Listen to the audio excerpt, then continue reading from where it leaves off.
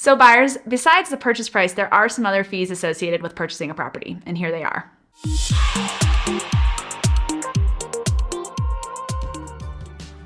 In Colorado, it is pretty typical for the seller to pay for the title insurance policy. However, this is negotiable, so the seller may ask you to pay for it. The price of the policy is based on the purchase price. So let's say the home is under contract for $1,500,000. This will be about a $2,500 title insurance fee.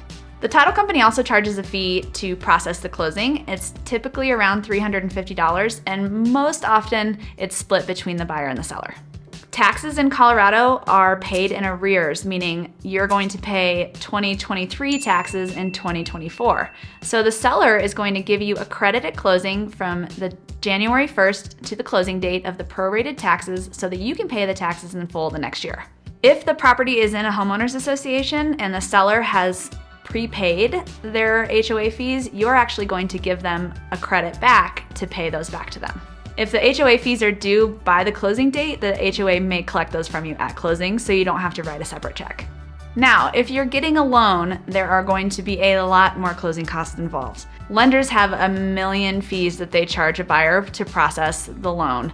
Appraisal fees, underwriting fees, all kinds of things. And every lender is different. So it is super, super important that you speak to your lender about what their closing costs are before you go under contract on a property. The lending closing costs are not negotiable with the seller. Those are your responsibility to pay. The other closing costs that I mentioned earlier, those are all negotiable. So those are things we can discuss in the contract. Of course, you hired me to be your agent, and I am here to get you through this, so don't worry.